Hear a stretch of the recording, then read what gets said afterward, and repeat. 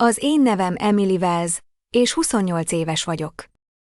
A családomban a becsületet a diplomák mértékével számszerűsítették. Anyukám orvos volt, apukám egyetemi tanár, a bátyám pedig ügyvéd. Én voltam a családi csalódás, aki otthagyta az iskolát, hogy technológiai céget építsen.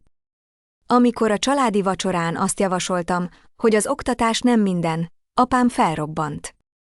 Menj ki, te senkiházi, ordította, miközben az ajtóra mutatott.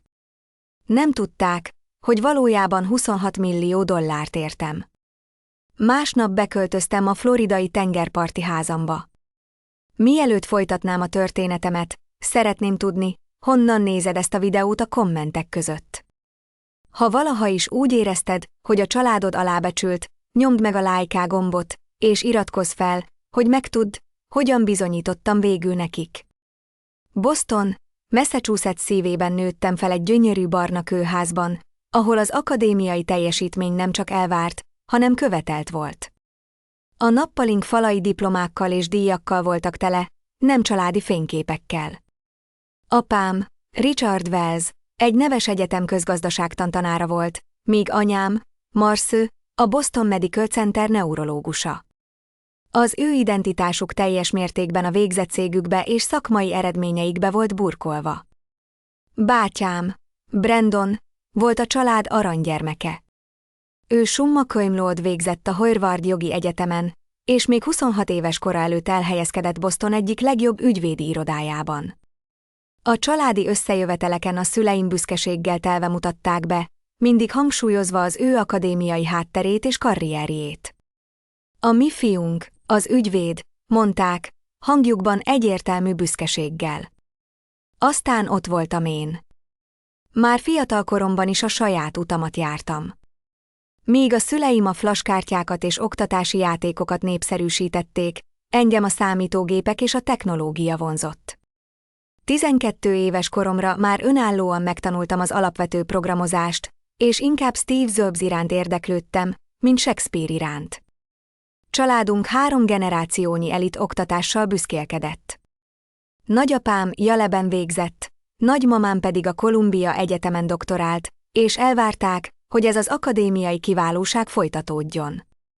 A középiskolás éveim alatt a vacsorai beszélgetések gyakran arról szóltak, hogy mely Ivy League egyetemekre kellene jelentkeznem. A Wells családnak vannak elvárásai, emlékeztetett apám mindig, amikor a jegyeim alá csúsztak. A kiválóság nem választható. 16 éves koromban indítottam el az első kis vállalkozásomat, egyedi tervezésű okostelefontokokat árultam online. Órákat töltöttem a tervek tökéletesítésével és egy egyszerű e-kereskedelmi weboldal építésével. 3 hónap alatt heti $500 kerestem. Amikor izgatottan megosztottam ezt a szüleimmel, remélve, hogy legalább egy kis elismerést kapok, apám csak legyintett. Ez egy aranyos hobbi, Emily, de nem fogja felhívni magára a főiskolai felvételi bizottság figyelmét, mondta. A hangsúlynak az épi órákra kellene összpontosítanod. Anyám kicsit diplomatikusabb volt, de ugyanúgy elutasító. Drágám, ezek a kis projektek most rendben vannak, de a valódi sikerhez megfelelő végzettség szükséges. Ahogy a hagyományos tanulmányok iránti érdeklődésem fokozatosan csökkent, mégis kötelességtudóan jelentkeztem az egyetemekre, hogy eleget tegyek a családom elvárásainak. Több jó hírű intézménybe is felvettek, végül pedig egy elismert egyetemet választottam, amely különösen a számítástechnikai programjáról volt híres. Megnyugtattam magam, hogy képes leszek egyensúlyozni a vállalkozói ambícióim és a szüleim által olyannyira vágyott diploma megszerzése között. A második évem során találkoztam Gregory Thompsonnal, egy látogató előadóval, aki számos technológiai startupot alapított és adott el. Egy nap az órán, miközben egy személyes projektemen dolgoztam, Gregory észrevett, és megállt velem beszélgetni. Ellentétben a professzoraimmal, akik a teóriát hangsúlyozták, Gregory praktikus kérdéseket tett fel a piaci életképességről és a skálázhatóságról. Ő volt az első ember az akadémiai környezetben, aki úgy tűnt, hogy jobban értékeli a vállalkozói gondolkodásomat, mint a tankönyvi fogalmak memorizálásának képességét. Másképp gondolkodsz, mondta, ez ajándék, nem hátrány. Ahogy haladtam a tanulmányokkal, egyre nagyobb lett a szakadék a között, amit az órákon tanultam, és amit igazán létre akartam hozni. Gyakran kihagytam az előadásokat, hogy a projektjeimen és üzleti ötleteimen dolgozhassak. A jegyeim kezdtek romlani, ami egyre feszültebb telefonhívásokhoz vezetett a szüleimmel. Nem fizetünk évi $30,000, hogy te vállalkozói játékokat játszogass, mondta apám egy különösen heves beszélgetés során. A bácsád sosem küzdött ezekkel a problémákkal. A Brandonhoz való állandó hasonlítgatás csak fokozta a nyomást. Ő tökéletesen követte a megszokott utat, míg én a család csalódásává váltam. Az ünnepi összejöveteleken a rokonok részletes kérdéseket tettek fel Brandon ügyeivel kapcsolatban, míg udvariasan engem kérdeztek arról, hogy végre választottam-e már egy valódi szakot. Próbáltam elmagyarázni a szüleimnek, hogy a legnagyobb technológiai újítók közül sokan nem a megszokott úton jártak, de ez csak még inkább felbosszantotta őket. Ezek kivételek, nem a szabály, mondta anyám. És őszintén, te nem vagy Mark Zuckerberg. Azt azonban nem tudták, hogy az állandó kételj csak megerősítette bennem a vágyat, hogy bebizonyítsam nekik, tévednek. Folytattam a főiskolát, hogy fenntartsam a békét, de a szívem és az elmém egyre inkább azokon az üzleti ötleteken járt, amelyek éjszakánként álmatlanul tartottak, tele lehetőségekkel és céllal, ahogy a tankönyveim sosem tudtak volna. A második évem őszi szemeszterében egy áttörő ötlet született meg bennem egy pénzügyi menedzsment alkalmazásról. Az ötlet akkor jött, amikor saját pénzügyeimmel küszködtem, és észrevettem, hogy a kortársaim is hasonlóan elveszettnek érzik magukat a költségvetés és a befektetések terén. A meglévő alkalmazások többsége vagy túl bonyolult, vagy túl egyszerű volt. Én viszont egy olyan megoldást képzeltem el, ami képes a felhasználókkal együtt fejlődni, miközben oktatja is őket és hatékonyabban kezeli a pénzüket. Elkezdem kódolni a prototípust, amikor éppen a középfokú vizsgákra kellett volna tanulnom. A kis kollégiumi szobám ideiglenes irodává alakult, minden felületet ragasztós cetlik borítottak, és az energiaitalos dobozok egyre csak gyűltek a szemetesben. Katie, a szobatársam, egyre aggasztóbban figyelte, ahogy az éjszakában nyúlóan kódolok, 3-4 óráig az íróasztalomnál ülve, majd holdfáradtan vonszolom magam az órákra, ahol alig tudtam ébren maradni. Ki fogsz égni? Figyelmeztetett. De én valami egészen különlegeset éreztem, mintha végre életem legizgalmasabb pillanataihoz érkeztem volna. Ahogy egyre inkább elmélyültem a projektemben, a tanulmányi teljesítményem csúnyán megcsúszott. A félévi eredmények igazi katasztrófát hoztak. Először kaptam C- EDA struktúrákból, és az előrehaladott kalkulusból teljesen megbuktam. Amikor az akadémiai tanácsadóm sürgős találkozót kért, tudtam, hogy egy fontos döntés előtt állok. Mielőtt találkoztam volna a tanácsadómmal, időpontot kértem Gregorytól, aki már unofficial mentorommá vált. Megmutattam neki a prototípusomat, és elmondtam a dilemmámat. Meglepetésemre nem oktatott ki az iskolai prioritásaimról. Ehelyett részletes kérdéseket tett fel az üzleti modellemről és a célközönségemről. 1 óra beszélgetés után Gregory hátradőlt a székében, és mondott valamit, ami megváltoztatta az életemet. Emily, úgy érzem, hogy van itt valami. Ha komolyan veszed, hajlandó lennék $50,000 kezdőtőkát adni. Szinte lehullottam a székről. Tényleg komolyan gondolod? Kérdeztem hitetlenkedve. Teljesen komolyan. De meg kell értened, mit jelent ez? Egy startup felépítése 100%-os elkötelezettséget igényel. Ezt nem lehet félig csinálni, miközben a szüleidnek is tetsző jegyeket hozol haza. Aznap éjjel 1 percet sem aludtam. Reggelre meghoztam a döntésem, otthagyom az iskolát, és teljes munkaidőben foglalkozom az üzletemmel. Tudtam, hogy a szüleim dühösek lesznek, de életemben először éreztem, hogy tisztán látom az utamat. Megvártam a hétvégét, majd hazautaztam, hogy személyesen közöljem a hírt. Készítettem egy részletes bemutatót az üzleti tervemről, amely tartalmazta a piackutatást és a pénzügyi előrejelzéseket. Még Gregory kezdőtőke ígérvényének másolatát is hoztam, hogy bizonyítsam, egy tapasztalt befektető hisz bennem.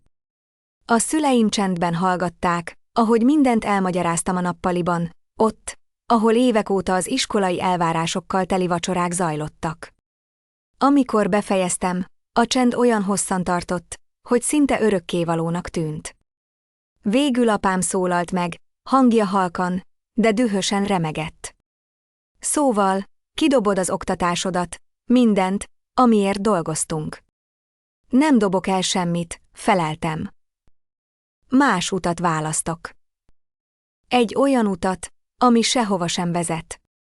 Kiáltotta el magát, kezével erősen az asztalra csapva.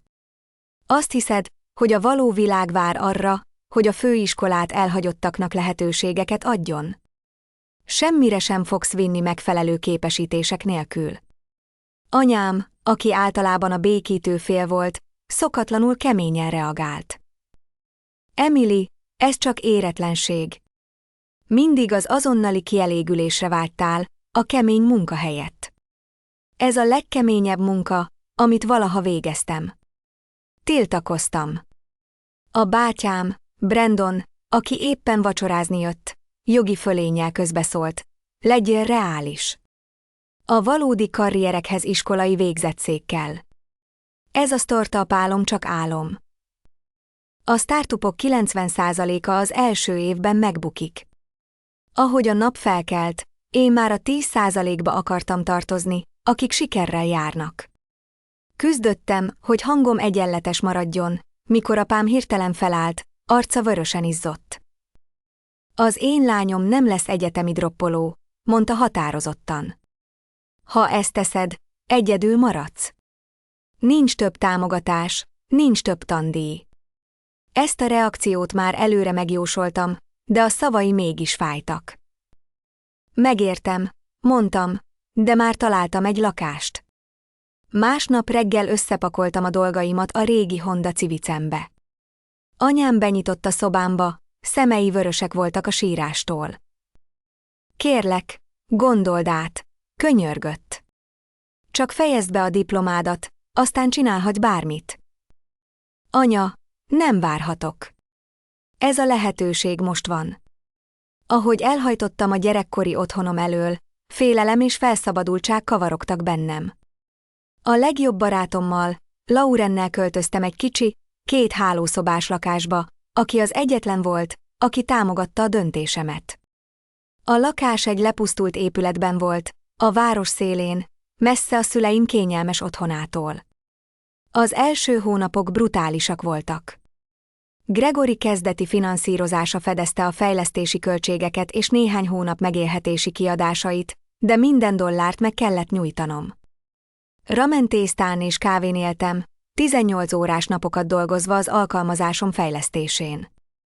Lauren, aki barista volt, miközben színészi karrierjét építette, lejárt süteményeket hozott haza a kávézóból.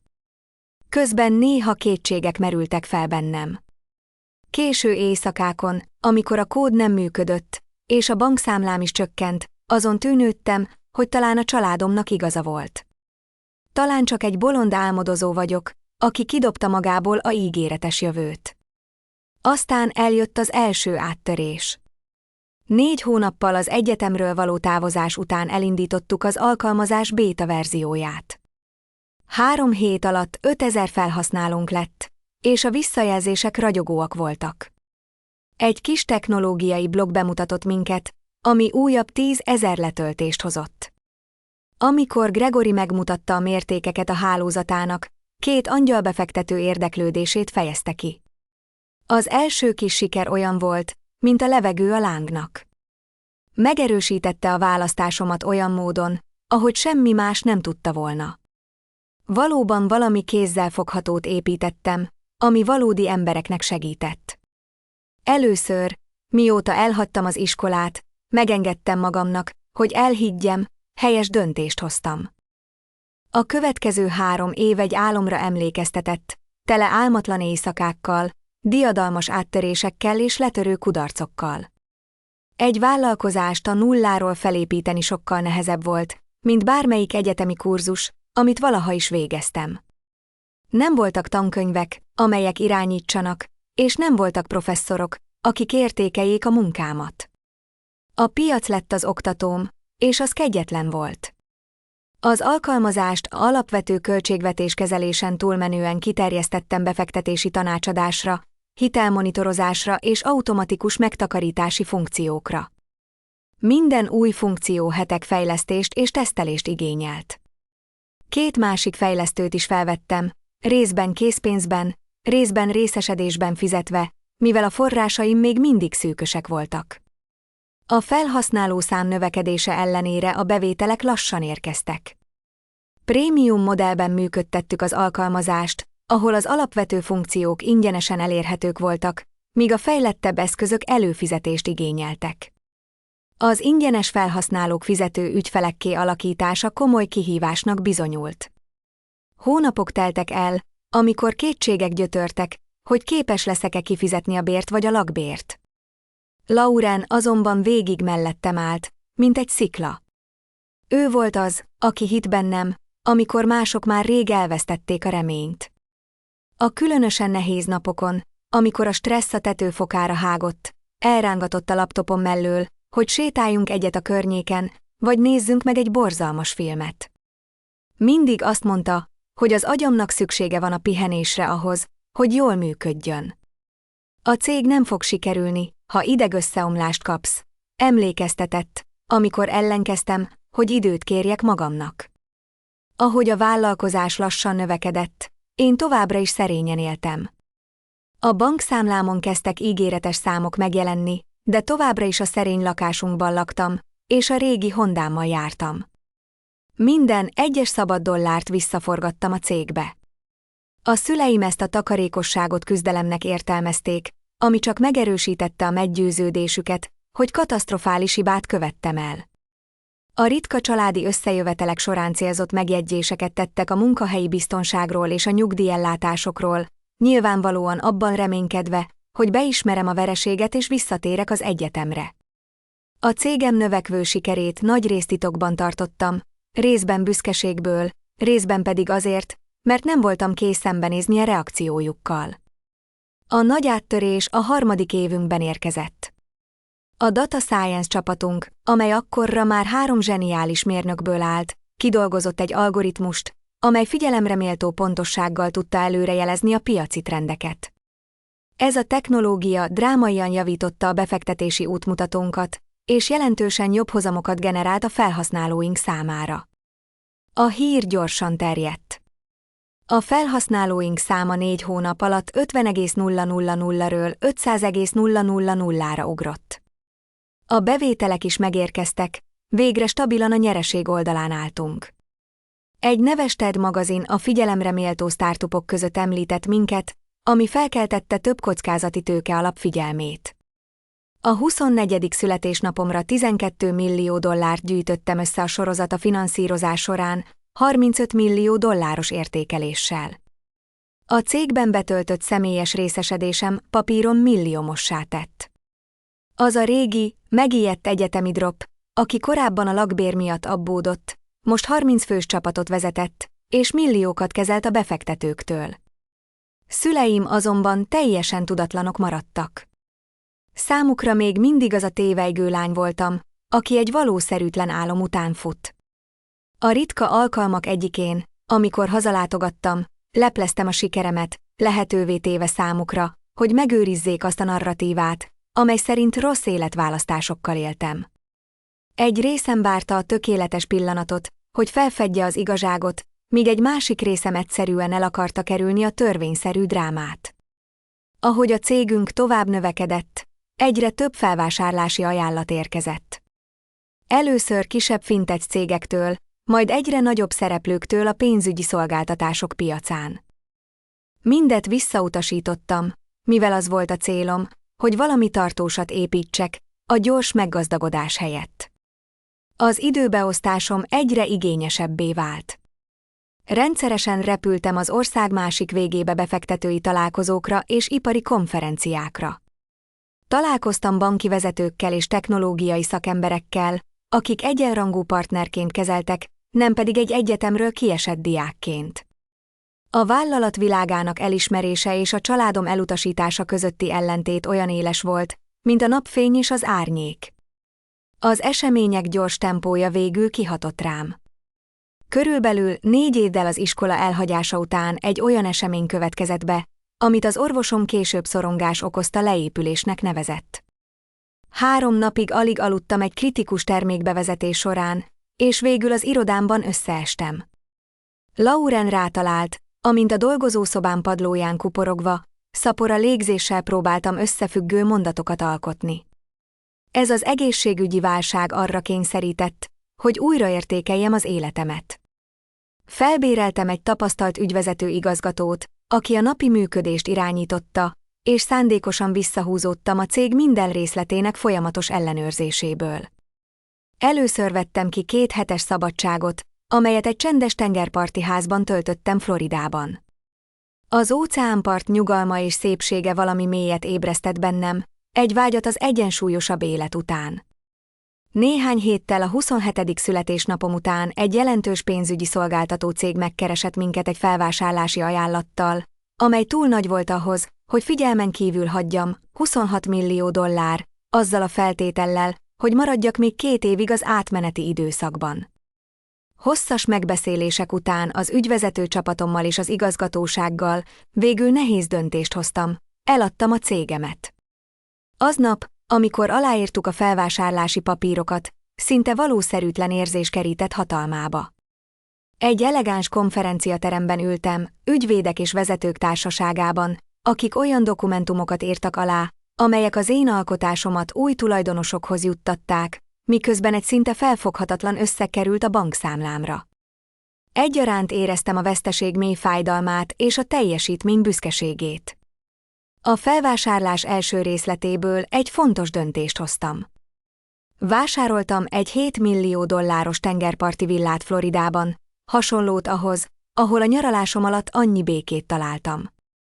Ez lett volna az én menedékem, a jutalmam az évek áldozataiért és kemény munkámért. Mégis, erről a vásárlásról és a felvásárlásról senkinek sem meséltem a családban. Valami makacsrész belőlem azt akarta, hogy maguktól ismerjék fel a sikereimet, anélkül, hogy nekem be kellett volna számolnom róla.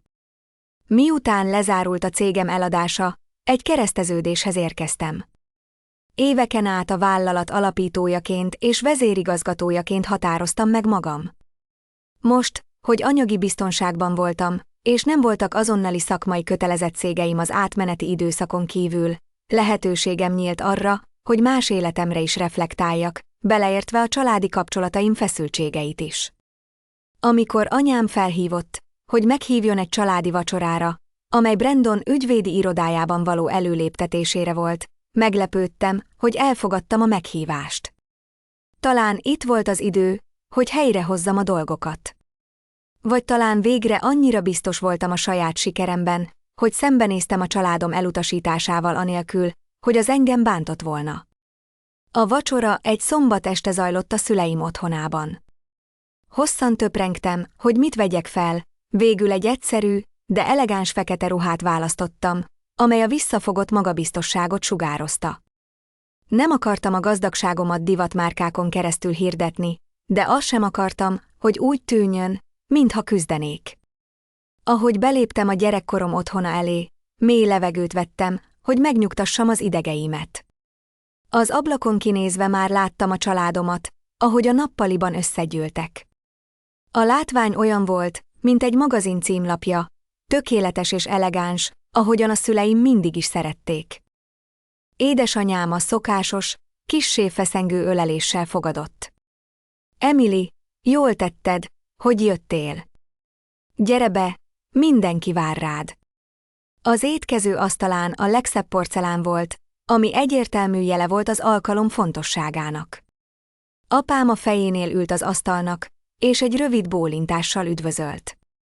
Ott ült Brandon is a feleségével, Stephanie-vel, mindketten kifogástalanul öltözködve, valószínűleg drága ruhákba bújtatva, amelyek a szakmai sikerüket voltak hivatottak jelezni. Megérkezett a vendégszeretet csúcspontja, mondta Brandon egy mosollyal, ami nem igazán ért el a szeméig. Éppen a sarokirodámmal beszélgettünk.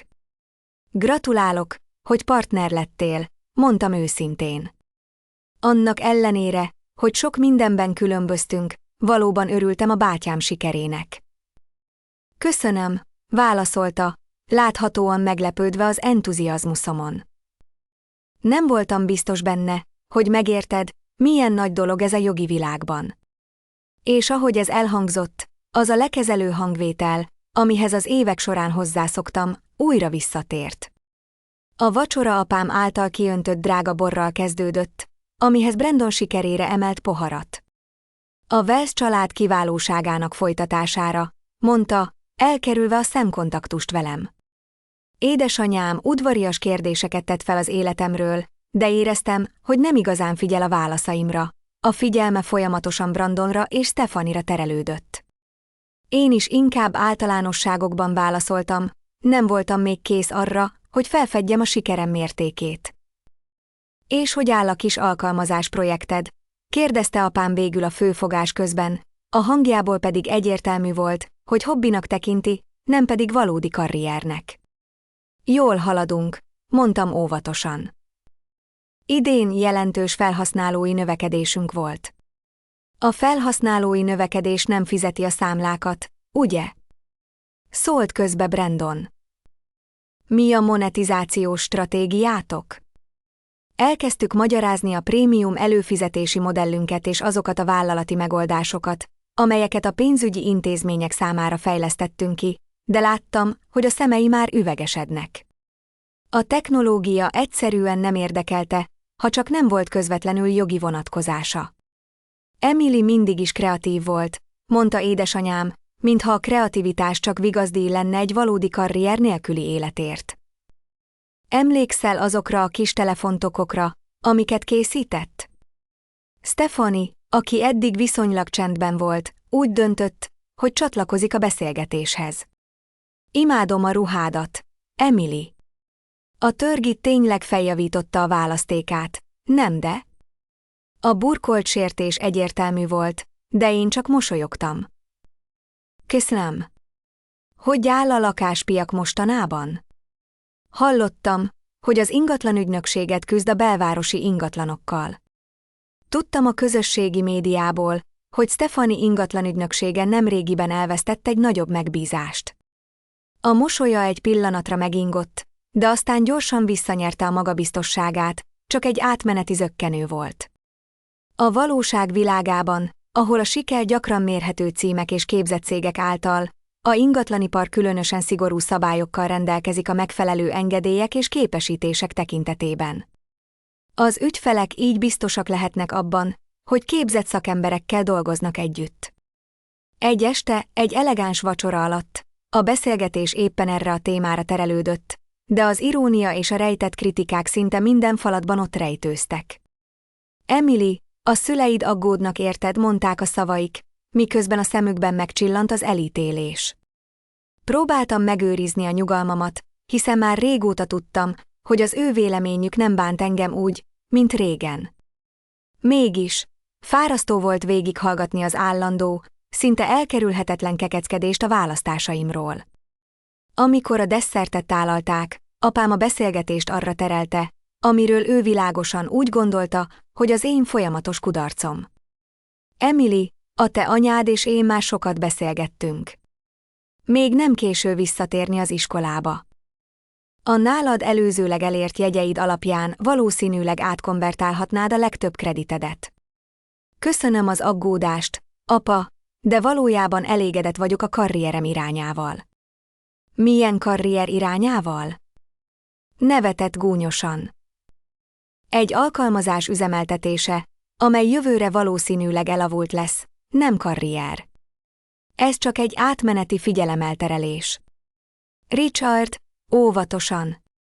Figyelmeztette anyám. Megállapodtunk abban, hogy támogatóak leszünk. Miben támogassuk, Marcia? A lányunk lehúzza a potenciálját. Kérdezte apám, már-már dühösen. A technológiai ipar kiszámíthatatlan. Egyik nap még a csúcson vagy, a következő nap pedig már egyetlen papír nélkül állsz, mint egy alkalmazhatatlan. Elvettem egy korty vizet, és gondosan megfogalmaztam a válaszomat. A siker sokféle formát ölthet. Egy diploma az egyik út, de nem az egyetlen érvényes. Brandon előrehajolt, és a hangja szinte könyörgő volt. Légy reális. Apa, igaza van. Mi a hosszú távú terved? 30 éves vagy, nem? Stabil karriert kellene építened. Beszélhetek a HR-ral a cégemnél. Néha van nyitott jogi asszisztensi pozíciójuk, ami nem igényel felsőfokú végzettséget. A felajánlása mögötti lenézés úgy megütött, mint egy villámcsapás. 4 év elutasítás, a családi csalódás terhe, az elért eredményeim titkolása a megítélésük elkerülése érdekében mind egyszerre tört fel bennem. Köszönöm az ajánlatot, Brandon, de jól vagyok. Sőt, több, mint jól. Jól. Apám kihívóan kérdezte. Mert ahonnan én ülök, a jól azt jelenti, hogy befejezted az oktatásodat, és biztosítottál magadnak egy fejlődési lehetőséggel rendelkező állást, juttatásokkal együtt. Nem mindenki határozza meg a sikert úgy, ahogy te, apa. Vannak, akik saját utat járnak. És hová vezetett ez az út? Kérdezte apám, a hangjában a szkepticizmus határvonalán egyensúlyozva.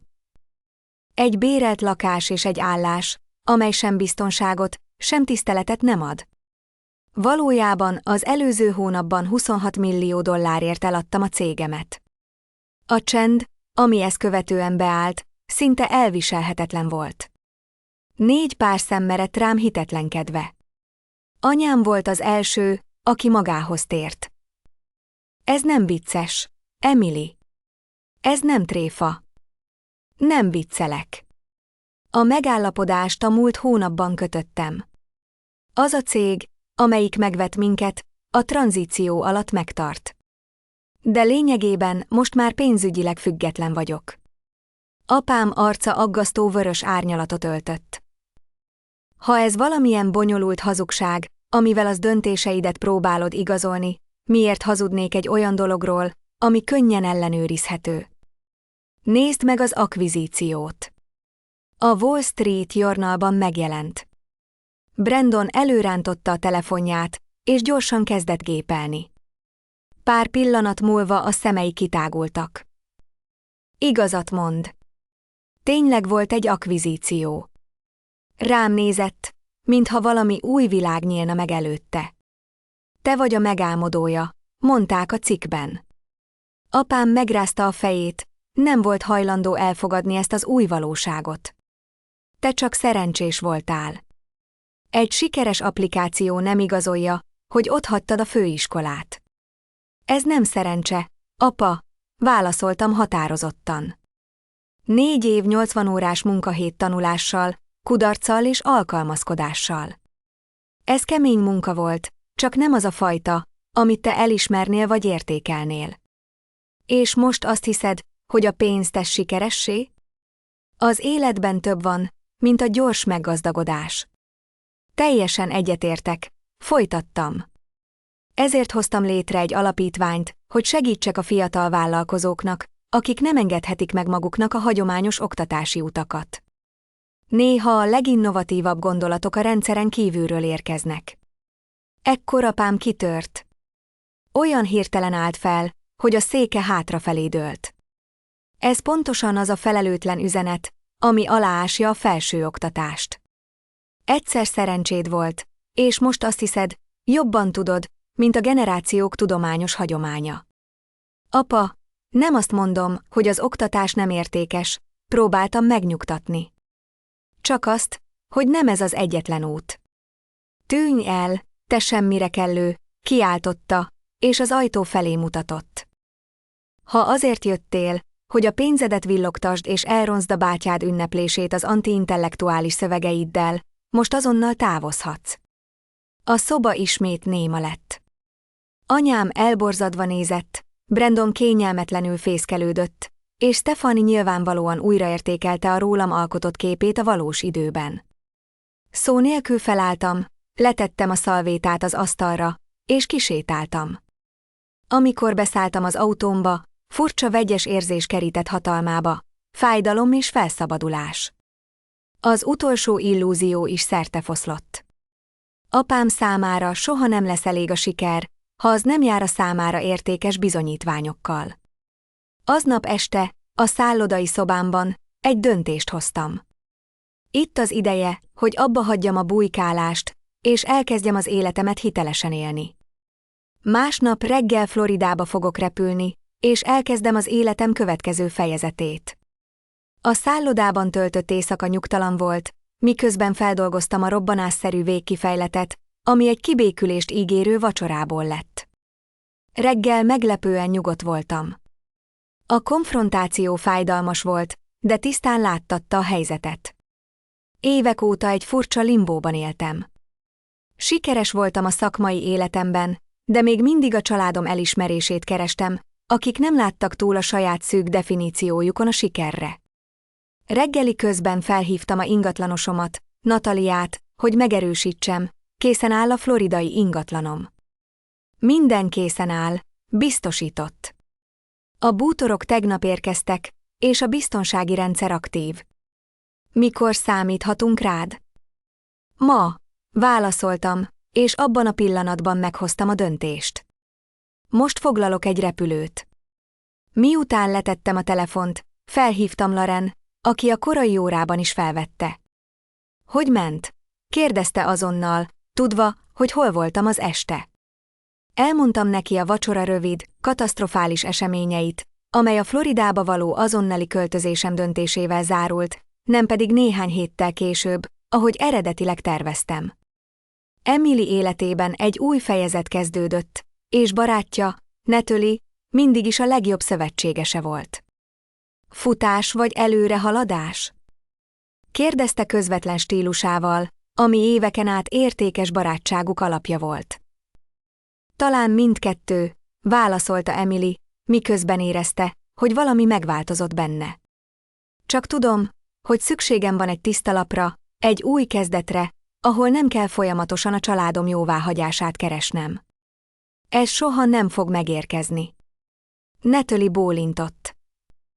Akkor tedd, mondta határozottan. De ígérd meg, hogy minden nap beszélni fogunk. Természetesen, felelte Emily, és te leszel az első vendégem az új otthonomban. Miután lefoglalta a repülőjegyét, felhívta a titkárnőjét, Patriciát, hogy intézze el a többi holmiának becsomagolását és szállítását az új lakásába.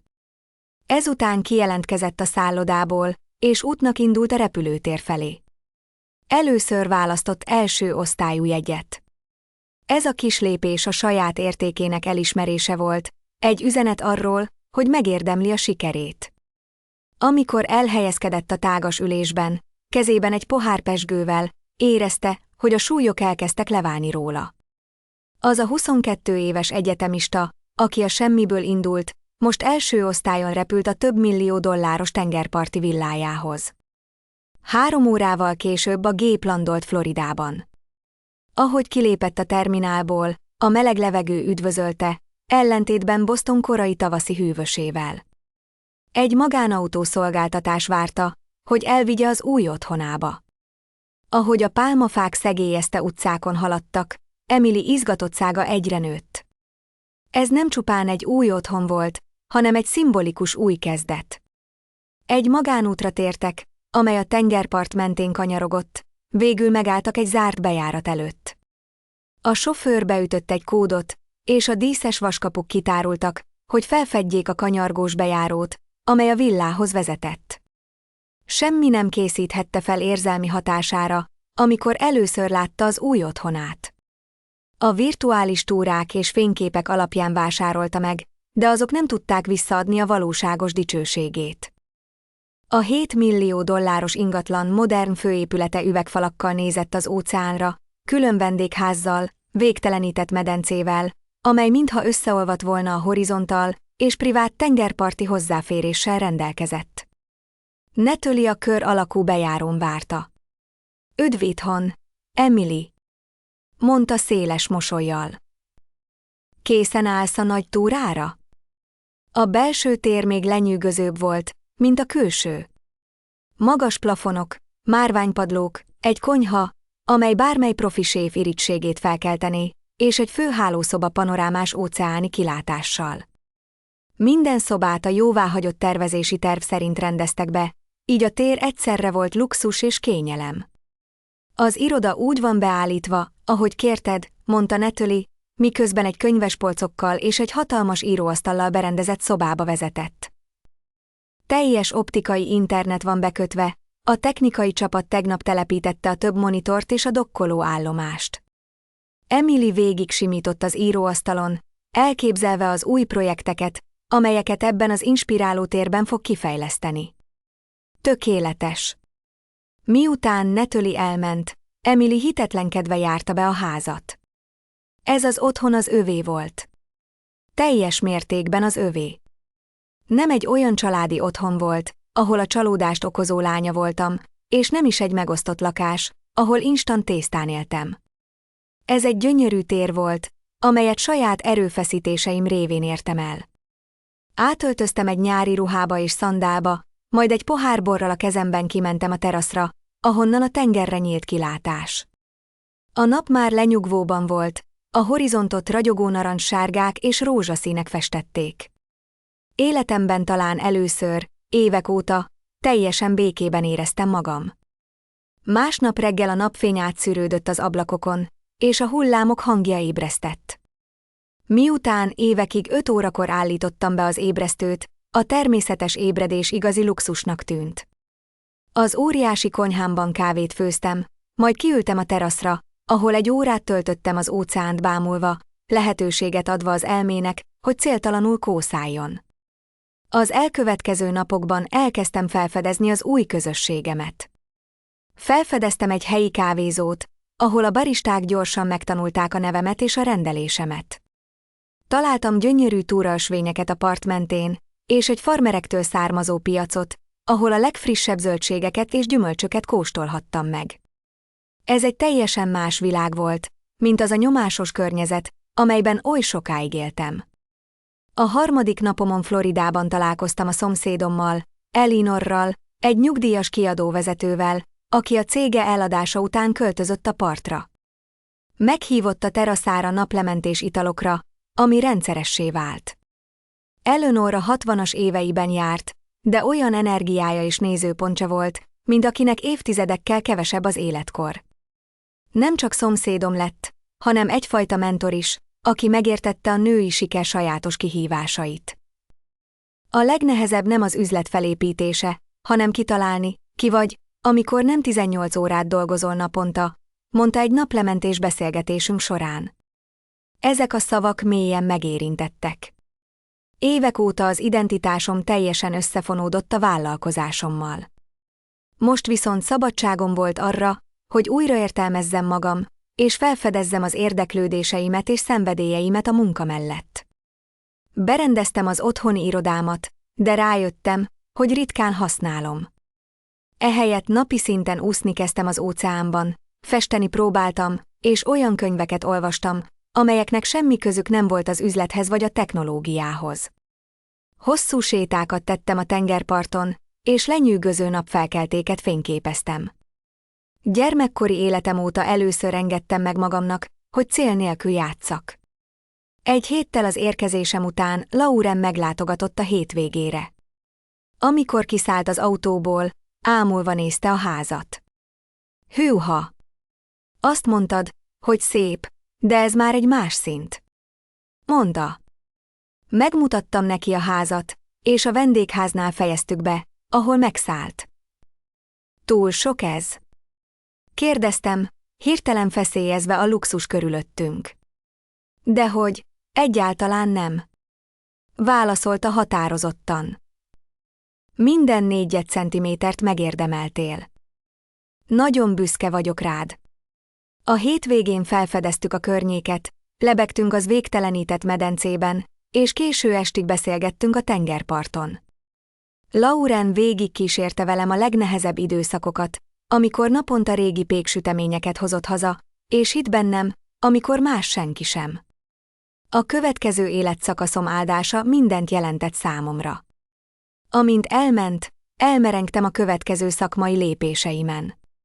Az akvizíciós szerződés szerint 2 évig részt kellett vennem a vállalat működésében, de ez csupán távolról végezhető, korlátozott részvételt jelentett. Így volt időm és lehetőségem átgondolni, mit is szeretnék igazán csinálni a jövőben. Egy reggel, miközben az óceánban úsztam, egy ötlet kezdett formálódni a fejemben. Mi lenne, ha egy alapítványt hoznék létre, amely kifejezetten a hátrányos helyzetű fiatal vállalkozókat támogatná? Nem csupán anyagiakkal, hanem mentorálási lehetőségekkel és gyakorlati üzleti képzéssel is. A tapasztalataimat és kapcsolatokat felhasználva segíthetnék másokat, hogy elkerüljék azokat a hagyományos kapuőröket, akik megpróbálták megakadályozni az utamat. Amikor végre visszaértem a partra, már tele voltam energiával a gondolattól. A nap hátralévő részében hasonló szervezeteket kutattam fel, és azonosítottam azokat a hiányosságokat, amelyeket az alapítványom betölthetne. Először azóta, hogy eladtam a cégemet, újra éreztem a célom és az izgalom szikráját. Aznap este végre megtettem valamit, amit eddig kerültem. Frissítettem a közösségi média profiljaimat az akvizícióval kapcsolatos információkkal, és megosztottam egy fényképet magamról a teraszomon, az óceán háttérben. Nem akartam dicsekedni, csupán egy egyszerű elismerés volt ez az életem új fejezetéről. Néhány percen belül gratuláló üzenetek záporozni kezdtek a volt kollégáimtól és az egyetemi barátaimtól. Közöttük volt egy üzenet, ami meglepetést okozott. Michael, az ex-BF, aki a szüleim oldalára állt, amikor abbahagytam az iskolát, egy magánüzenetet küldött. Emily, most láttam a híreket a cégedről. Tévedtem veled kapcsolatban, és sajnálom. Gratulálok, hogy mindannyiunkat rácáfoltál. Ahogy a teraszomon ülve néztem a következő lenyűgöző naplementét, visszatekintettem az útra, ami idáig vezetett. A régi, félénk egyetemista, aki kilépett az iskolából, most egy sikeres alapítóvá vált, és itt ült a keményen megérdemelt pillanatában. Évekig titkoltam a családom elől a sikeremet, abban a reményben, hogy valahogy fel fogják ismerni az értékemet anélkül, hogy nekem kellene hangoztatnom. Most már tudtam, hogy az ő elismerésük sosem volt szükséges. Az értékem nem az ő elismerésük által határozódott meg, hanem a saját teljesítményeim és döntéseim által. A különbség a jelenlegi valóságom és a családom rólam alkotott elképzelése között továbbra is hatalmas volt, de először éreztem, hogy nincs sürgetés a híd felépítésére. Végre a saját igazságomat éltem. 3 héttel azután, hogy beilleszkedtem a floridai villámba, kényelmes rutint alakítottam ki.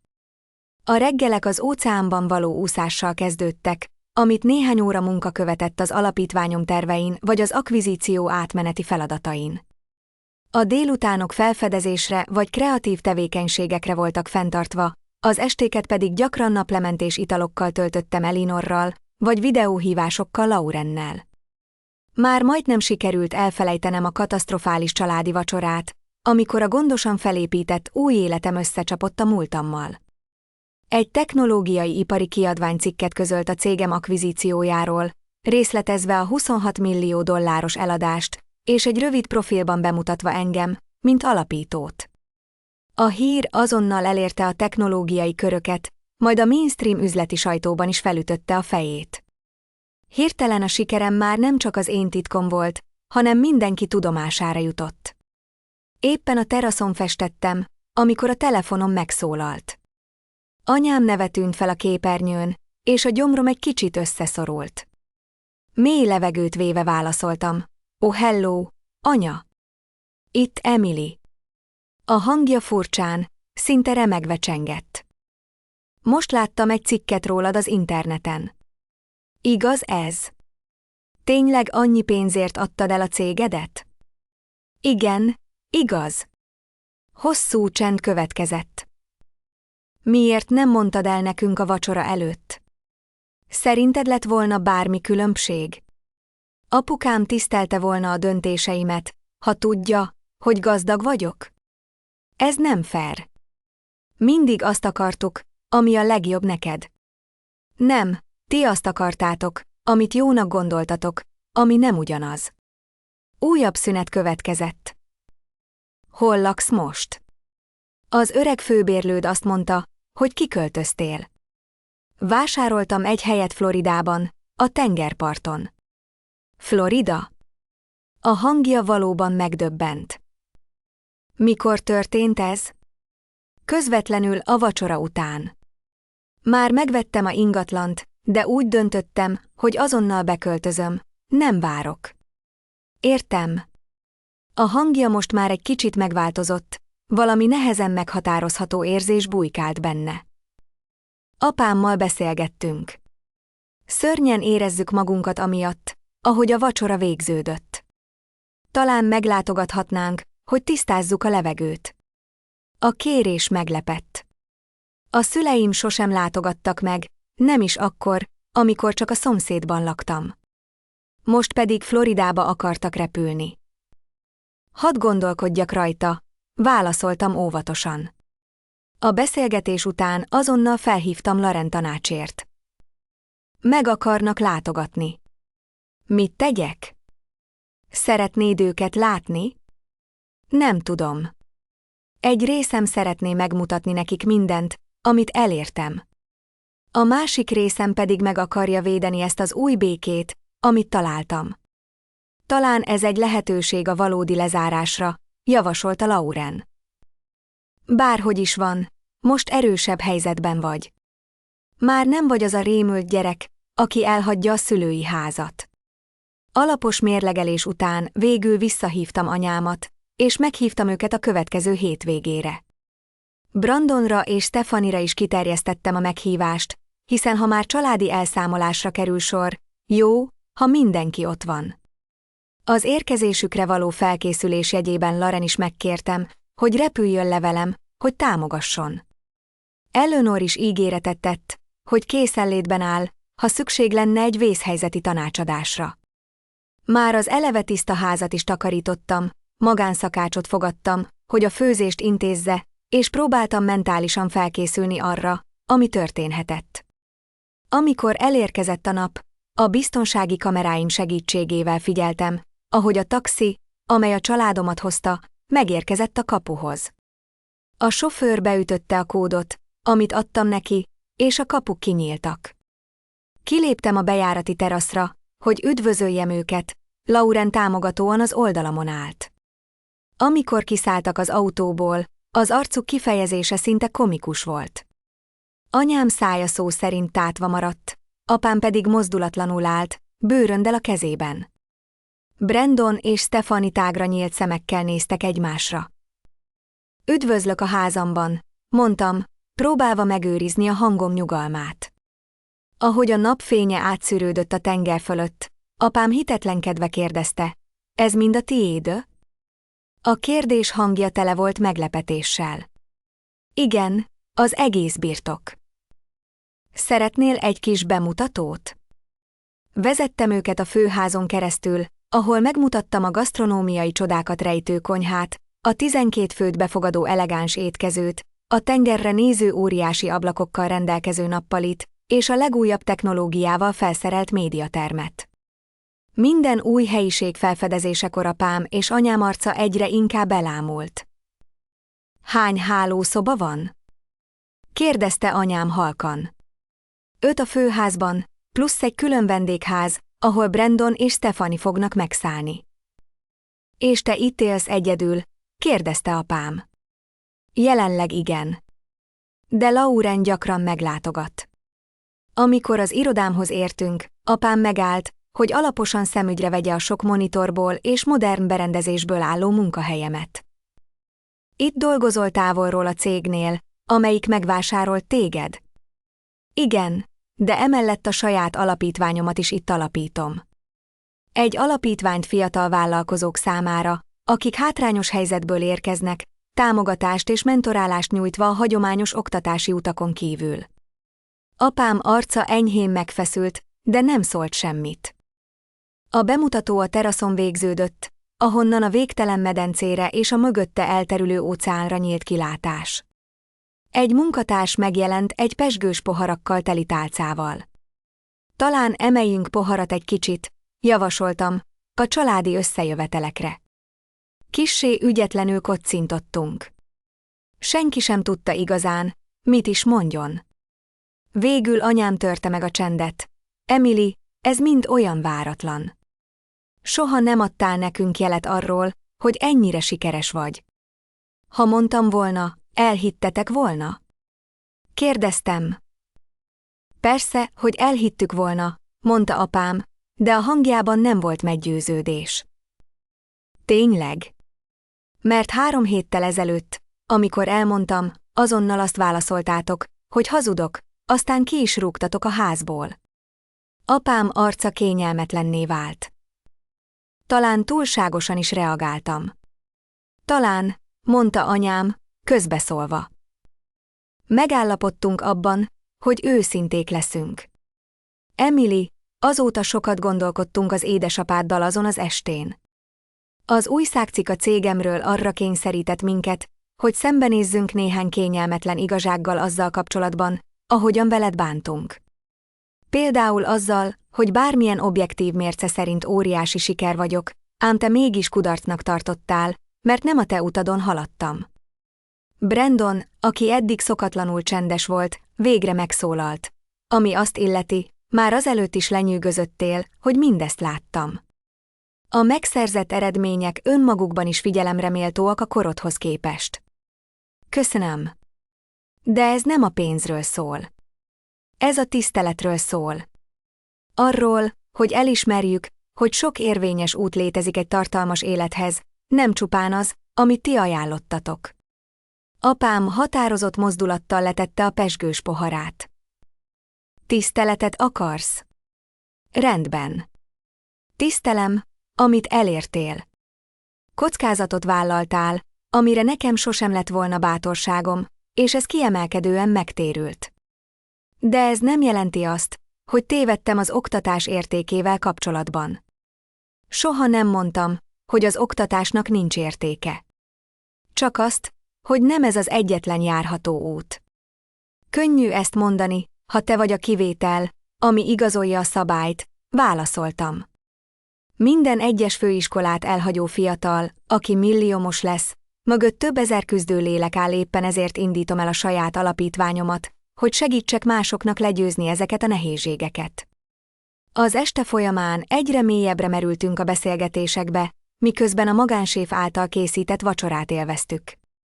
A légkör feszültségteljes volt, de meglepően termékeny is. Először éreztem azt, hogy a szüleim valóban figyelnek rám, nem csupán arra várnak, hogy a saját véleményüket kifejtesszék. Stephanie Ever, a pragmatikus, részletes kérdéseket tett fel az üzleti akvizíciókról, ami azt mutatta, hogy tényleg érdekli, amit mondok. Brandon, miután megivott 1-2 pohár bort, bevallotta, hogy néha irigyli a szabadságomat, hogy a saját utamat járhatom, nem pedig azt a megírt pályát, amit ő követett. Vacsora után Lauren ügyesen javasolta, hogy tegyünk egy sétát a tengerparton, hogy megemésszük az ételt. Ahogy a holdfényben sétáltunk a part mentén, anyám mellém lépett, míg a többiek előre haladtak. Szeretnék bocsánatot kérni, mondta halkan. Nem csak a vacsoráért, hanem az évek során azért, amiért kevesebbnek éreztetted magad, mert más utat választottál. Köszönöm. Ez sokat jelentett számomra. Annyira a saját elképzeléseimre koncentráltam a sikerrel kapcsolatban, hogy teljesen elkerülte a figyelmemet az a csodálatos ember, akivé váltál. Megakadt a levegő. Az apád nehezen tudja megváltoztatni a nézőpontját, de el fog jutni oda. Büszke rád, még ha nem is tudja, hogyan mutassa ki. Amikor visszatértünk a házhoz, a beszélgetés késő estig folytatódott. Voltak feszültséggel teli pillanatok, régi minták, amelyek újból felszínre törtek, de megtapasztaltunk őszinte áttöréseket is. Mire mindenki visszavonult a szobájába, valami megváltozott. Nem volt teljes kibékülés, de az eleje egy új kapcsolatnak. Ahogy Laurennel a konyhában a késő esti fagyit fogyasztottuk, ő mosolygott. Jobban alakult, mint vártam. Igen, bár fáradt vagyok az érzelmi maraton után. A haladás, mondta, miközben megszorította a karomat. Rendkívül jól kiálltad a helyed. Másnap reggel apámat találtam egyedül a teraszon, kávéval a kezében, a tengerre bámulva. Csatlakoztam hozzá, és több percig csendben ültünk. Jól mentél, jobban, mint ahogy azt valaha is gondoltam volna, mondta végül. Ez most bocsánatkérés vagy csupán egy megfigyelés? Sóhajtott. Talán mindkettő. Nem vagyok jó abban, hogy bevalljam, ha tévedek. Észrevettem. Az arcán egy halvány mosoly jelent meg. A makacságot tőlem örökölted, tudod, a vállalkozói hajlamommal együtt. Nagyapád mindig azt mondta, hogy nagyszerű üzletember lehettél volna, ha nem ragaszkodsz annyira az akadémiához. Meglepődött. Sokszor mondta, hogy ugyanazokat a tulajdonságokat látta mindkettőnkben. Apám úgy tűnt, megfontolja ezt az új perspektívát. Lehet, hogy meg akartalak védeni attól, amit kockázatos útnak láttam. Én a biztonságos, akadémiai utat választottam, mert ez nyújtott biztos jövőt. Azt akartam, hogy neked is ilyen legyen.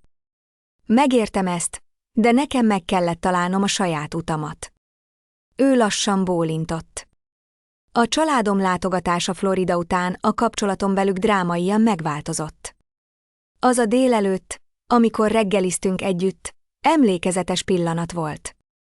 Apám, aki nem volt az a bocsánatkérő típus, végre megtette az első lépést, amely számomra hatalmas jelentőséggel bírt. Ez nem volt a régi, érzelgős bocsánatkérés, amit talán egykor vágytam, de a szándék, hogy hidat építsen közöttünk, mindent megváltoztatott.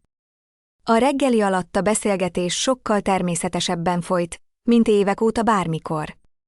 Amikor a család elindult, édesanyám szorosan megölelt. Ez nem a mi beszélgetésünk vége, mondta. Ez egy új kezdet. Ahogy a taxi eltűnt a látóhatáron, Lauren mellett állva a lépcsőn, fáradtan, de valami furcsa reménységgel a szívemben figyeltem, hogy az a család, aki évekig figyelmen kívül hagyott, végre észrevett engem. 6 hónappal később a kapcsolatom a családommal még inkább megváltozott. A megbékélés nem volt azonnali vagy tökéletes, de valós volt. Kialakítottunk egy új kommunikációs formát, amely a kölcsönös tiszteleten alapult, nem pedig a megítélésen és védekezésen. Apám és én elkezdtünk heti telefonhívásokat lebonyolítani, ahol a vállalkozási stratégiáktól a filozófiáig mindent megbeszéltünk. Elkezdett könyveket olvasni a vállalkozásról és a technológiáról, valós erőfeszítéseket téve, hogy megértse az én világomat. Egy emlékezetes telefonbeszélgetés során elmondta, hogy az évről évre ugyanazt az anyagot tanítani unalmassá tette, és az én szokatlan sikerem arra kényszerítette, hogy szélesebb látókörrel szemlélje a dolgokat. Bizonyos értelemben te lettél az én tanárom, mondta. A hangjában megbúvó alázatot, amit sosem hallottam tőle, mélyen megérintett. Édesanyám is megváltozott, a legnagyobb kritikusomból a legnagyobb támogatóvá vált. Rendszeresen küldött cikkeket a női vállalkozásokról és a technológiáról, gyakran azzal a megjegyzéssel, hogy te jutottál eszembe. Amikor egy neves üzleti folyóirat az 40 listájára felkerült, ő bekeretezte a cikket, és büszkén kiállította Brandon jogi diplomája mellé. Még a Brandonhoz fűződő kapcsolatom is fejlődött, a lekezelő hozzáállás helyét egy egyenlőbb testvéri dinamika vette át. Elkezdett ügyfeleket ajánlani az alapítványomnak, és alkalomattán az ő jogi irodája által fontolgatott technológiai befektetésekről kérte ki a véleményemet. Stephanie is lágyabbá vált, főleg miután segítettem neki beépíteni a virtuális valóságtúrákat az ingatlanügyi üzletébe, ami jelentősen növelte az eladásait. Az általam alapított alapítvány sokkal sikeresebbé vált, mint amire számítottam. Már 15 fiatal vállalkozót támogattunk hátrányos helyzetű háttérből, nem csak tőkét biztosítva, hanem mentorálást és hálózati lehetőségeket is. Az alapítványt úgy alakítottam ki, hogy előnyben részesítse azokat az innovátorokat, akik hagyományos oktatási akadályokkal küzdöttek, legyenek ezek gazdasági, társadalmi vagy személyes okok. Már az elején világosan közöltem a családommal, hogy az alapítványom támogatása magában foglalja annak alapküldetését, ami implicit módon kihívást jelentett a hagyományos oktatásról alkotott nézeteikre. Meglepetésemre nem csak elfogadták ezt, hanem egyre inkább támogatták azokat az alternatív utakat a sikerhez, amelyeket az alapítvány népszerűsített. A tanulás sokféle formát ölthet, mondta apám egy alapítványi eseményen, ahol édesanyámmal együtt voltak. Erre a leckére talán később kellett volna rájönnöm, de végül is tanulok. Azok a határok, amelyeket felállítottam, ugyanolyan fontosak voltak a gyógyulási folyamatunkhoz. Világosan meghatároztam, hogy mit fogadok el, és mit nem a választásaimra tett megjegyzések terén. Amikor régi minták időnként felszínre bukkantak, higgadtan, de határozottan tereltem más irányba a beszélgetést. Idővel ezek a beavatkozások egyre kevésbé váltak szükségessé, ahogy a családom alkalmazkodott az új dinamikánkhoz. Az életem más területein is váratlanul kezdett virágzásnak indulni.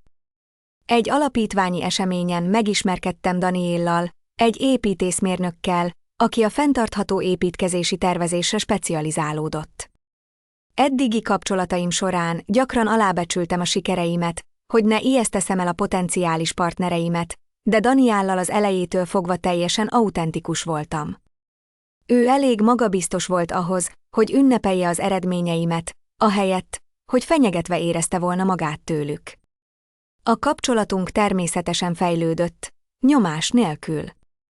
Danielnek saját sikeres karrierje volt, és megértette a vállalkozás világának követelményeit.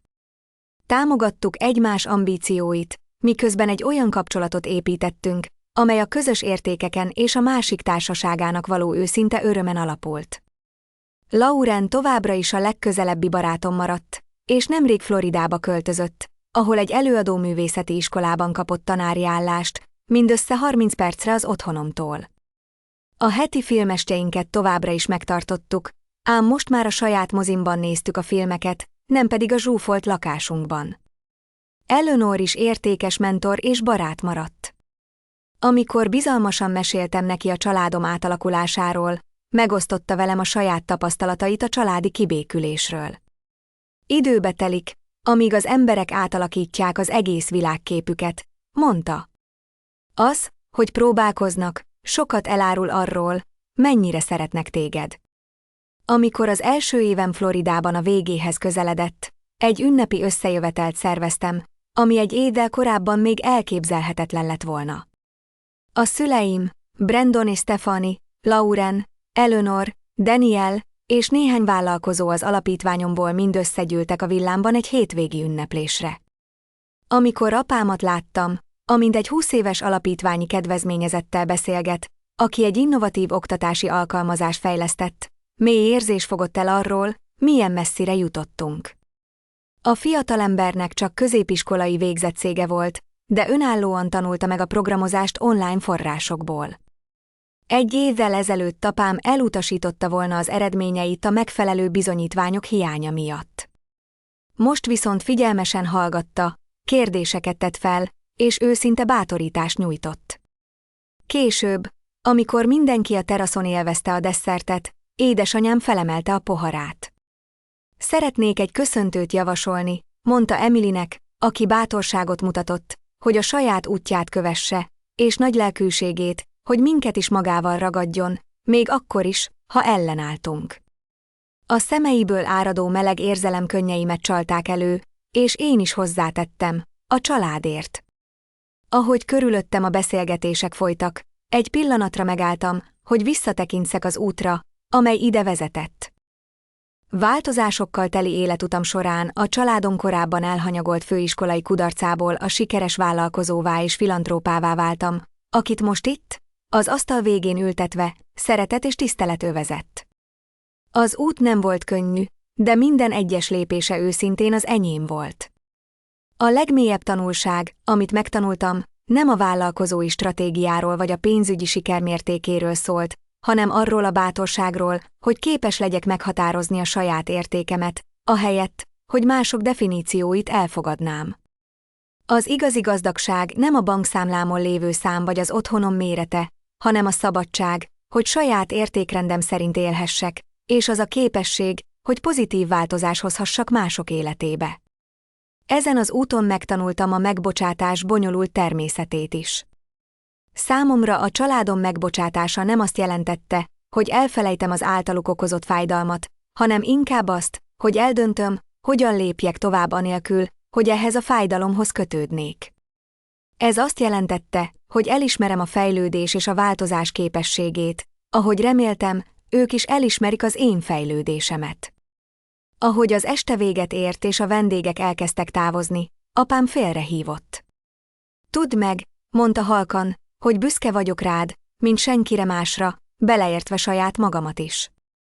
Nem azért, amit elértél, bár az figyelemre méltó, hanem azért, aki lettél, annak ellenére, hogy mindent megtettem, hogy más legyél. Ez az elismerés, több mint bármilyen üzleti siker vagy anyagi javak, az utam igazi beteljesülésének tűnt. Most pedig szeretném megkérdezni tőletek, volt-e valaha olyan pillanatotok, amikor a saját utatokat kellett járnotok mások elvárásaival szemben? Hogyan maradtatok hűek önmagatokhoz, amikor mindenki azt mondta, hogy tévedtek? Osszátok meg tapasztalataitokat a kommentekben. Ha a történetem rezonált veletek, kérlek, nyomjatok egy lájkot és iratkozzatok fel, hogy még több ellenállóságról és önfelfedezésről szóló utazást hallhassatok. Ne feledjétek, hogy a legértékesebb diplomát, amit megszerezhettek, az önismeret és az önbizalom adja. Köszönöm, hogy velem tartottatok, és kívánom, hogy legyen bátorságotok követni a saját, egyedi utatokat, bármerre is vezet az.